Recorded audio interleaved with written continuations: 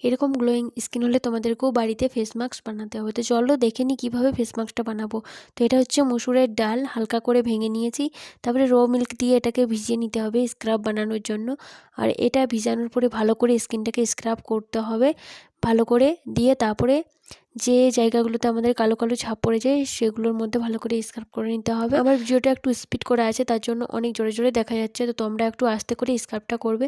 তারপরে হচ্ছে জল দিয়ে, নর্মাল ওয়াটার দিয়ে ধুয়ে তারপরে হচ্ছে আবার এটা মসুরের ডাল ভালো করে যেটা ভেঙে রেখেছিলাম সেটা দিয়ে হচ্ছে ফেস মাস্কটা বানাবো। তো এটাকেও র মিল্ক দিয়ে ভিজিয়ে তারপরে পুরো ফেসে লাগিয়ে নেবো আর 10 মিনিট ওয়েট করে তারপরে মুখটা ধুয়ে নেবো। তারপরে একটা পরিষ্কার গামছা দিয়ে মুখটা মুছে তারপরে হচ্ছে লাগাবো রোজ ওয়াটার।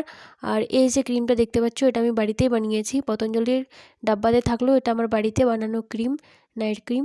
তারপরে লিপ কেয়ারের জন্য লিপে লাগিয়ে নেব ভেসলিন, ব্যাস আর কিছুই করতে হবে। এটা সপ্তাহে 3 দিন করে দেখো, খুব ভালো রেজাল্ট পাবে।